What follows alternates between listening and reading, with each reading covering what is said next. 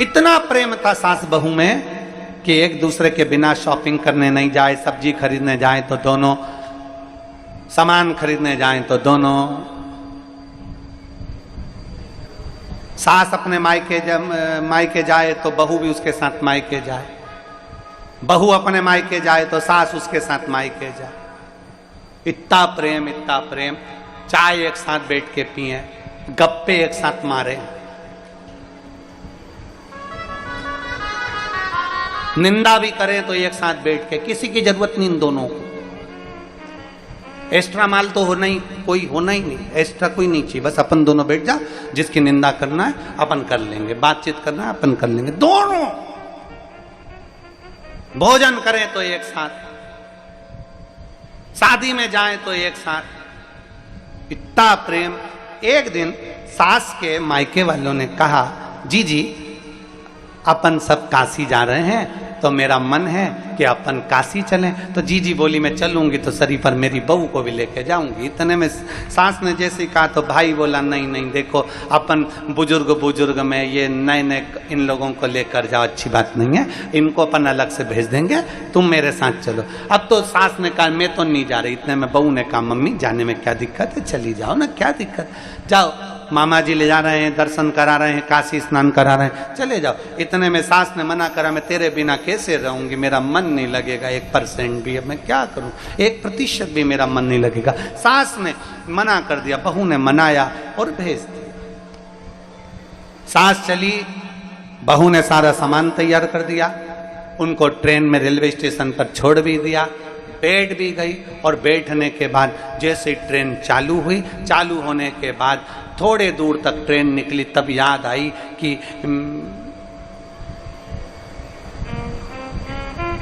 याद आया कि मेरी एक अंगूठी और चाबी अलमारी की लगी ले गए।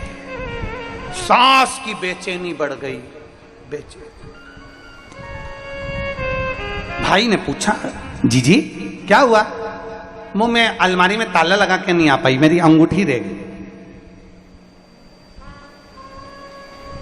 मैं ताला लगा कर नहीं आ पाई, अंगूठी रह गई।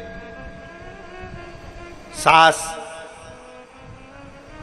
मन में विचार करी, अब करूं तो करूं क्या, किसको कहूं, क्या कहूं, कैसे कहूं, क्या बोलूं, विचार। काशी पहुंच गई। बहू को मां बोल कर गई थी मैं कल सुबह 10 बजे काशी का गंगा जी का स्नान करूंगी। बहू ने भी एक बड़ा वाला बर्तन लिया, तबेला, उसमें पानी भर लिया, एक ढक्कन गंगा जल डाल लिया। और बहू ने भी सोच लिया मेरी सास अगर मां गंगा नहाएगी तो मैं आना।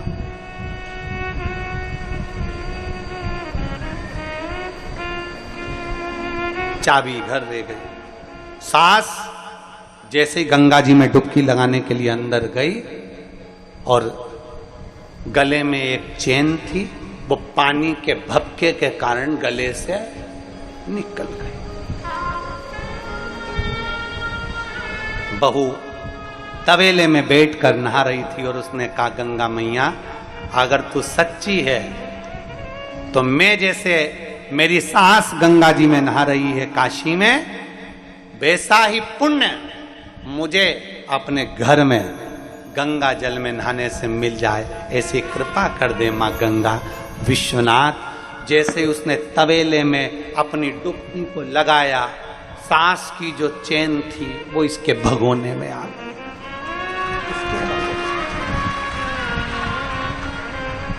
अब सास इतनी दुखी, एक तो अंगूठी, चाबी और दूसरी चैन चली गई। चिंता में पड़कर सास का मन काशी में नहीं लगा, आ गई। आई, आते से ही उसने बहू को देखा। बहू ने कहा माँ आ गई आप? हाँ, पर एक बात कहना चाहती हूँ, मेरी गले की चैन गंगा जल में गिर गई। माँ जो तुम हमेशा एक चेन पहनती थी ना, वो चेन मेरे पानी के भगोने में मिली है, जिसमें मैंने एक ढक्कन गंगा जल डालकर नहाया था।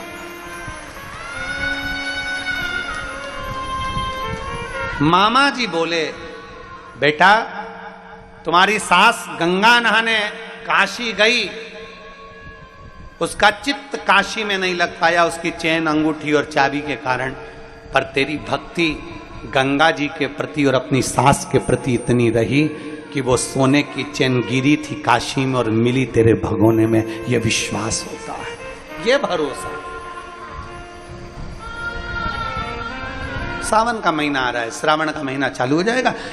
21 तारीख को गुरु पूर्णिमा महोत्सव हो जाएगा, 22 तारीख से श्रावण का महीना प्रारंभ। जब सावन का महीना प्रारंभ हो, शंकर के मंदिर में जल चढ़ाने जाओ, एक विश्वास लेकर जाना, एक भरोसा लेकर जाना, एक दृढ़ता लेकर जाना। जिस दिन भरोसा और दृढ़ता के साथ जाओगे उस दिन तुम्हारा काम सिद्ध होगा। तुम ये विचार करना, आज मैं काशी में जल चढ़ा रही हूं, आज मैं सोमनाथ में जल चढ़ा रही हूं, आज मैं नागेश्वर में, आज मैं भीमाशंकर में,